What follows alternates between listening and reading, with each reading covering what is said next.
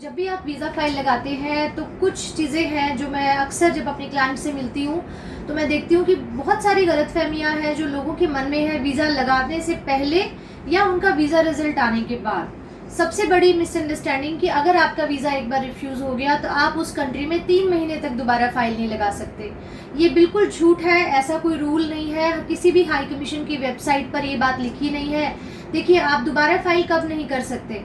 जब आपको किसी तरह का बैन लगा हो, यानी आपकी फ़ाइल में कोई ऐसा पेपर हो जो आपने फेक लगाया हो, कोई फ्रॉड डॉक्यूमेंटेशन आपने करी हो, आपके मेडिकल में कोई मेजर प्रॉब्लम आ गई हो, जो कि आमतौर पर विजिटर टूरिस्ट वीज़ा में मेडिकल होते ही नहीं है आमतौर पर, या आपका कोई इंटरव्यू कॉल आया हो और आपने इन्फॉर्मेशन गलत दी हो, तो कई दफ़ा हाई कमीशन के पास हक होता है कि वो आपको 2 साल, 3 साल, 5 साल एंड यूके तो 10 साल के लिए आपको बैन कर देता है। लेकिन अगर आपको बैन नहीं लगा है, एक नॉर्मल रिफ्यूज़ल आया है, आप इमीडिएट आप देखें क्या कमी रह गई फाइल में, उसको कवर करके उन पॉइंट्स को खास तौर पे नोटिस में डाल के आप इमीडिएट रीअप्लाई कर सकते हैं। तो ये मिसअंडरस्टैंडिंग निकाल दें कि रिफ्यूज़ल के बाद आप रीअप्लाई नहीं कर सकते या लंबे समय बाद कर सकते, इमीडिएट रीअप्लाई कर सकते हैं।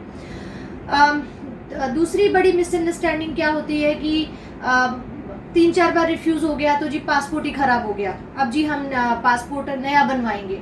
तो ये मिसअंडरस्टैंडिंग भी निकाल दें। आपका पासपोर्ट नया हो, पुराना हो, हाई कमीशन के पास आपकी डिटेल्स हैं। आजकल बायोमेट्रिक हो रहे हैं, फिंगरप्रिंट, रेटिना स्कैन हो रहे हैं, तो आपकी डिटेल्स उनके पास हैं। आपको बार बार पासपोर्ट नया बनवाने की ज़रूरत नहीं है। फंड्स नए भी वैलिड होते हैं अगर आप सही तरीके से प्रेजेंट कर रहे हैं, अगर आप सोर्स ऑफ फंड लगा रहे हैं कि आपको ये पैसा कहाँ से आया। जैसे कोई किसान है, उसने अभी फसल बेची है और उसके पास 2 से 3 लाख रुपए के जे फॉर्म है और वही अमाउंट अभी उसके अकाउंट में आई है, तो वो वैलिड है। आप कोई भी, अगर आपने कोई प्रॉपर्टी सेल करी और वो पैसा आपके खाते में आया, तो वो 3 महीने पुराना होने का ज़रूरत नहीं है, नया भी वैलिड है। तो इस तरह के बहुत सारे हमारे क्लाइंट्स के दिमाग में बातें बैठी होती हैं।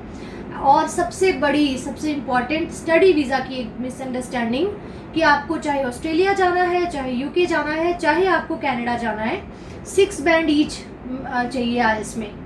ऐसा नहीं है। कनाडा हाई कमीशन का रूल है, SDS program, student direct stream program में 6 ईच चाहिए, लेकिन बाकी किसी भी कंट्री में, यूके या ऑस्ट्रेलिया में, आपको ओवरऑल 6 चाहिए। किसी एक या 2 मॉड्यूल में 5.5 बैंड है तो आप फाइन लगा सकते हैं। सो प्लीज़ ये आप बातें अपने दिमाग से निकाल दें।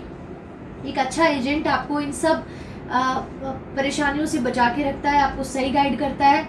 आप हमें आकर मिले, हम आपको वीज़ा टिप्स देंगे, हम आपकी फ़ाइल बेहतर तरीके से रेडी करेंगे, एक बहुत अच्छा कवर लेटर एंड फाइल का प्रेजेंटेशन करके देंगे। हमारे नंबर नोट कर लें, 9876906761, 9872306761। Thank you. This is Manju Sharma from visa planners.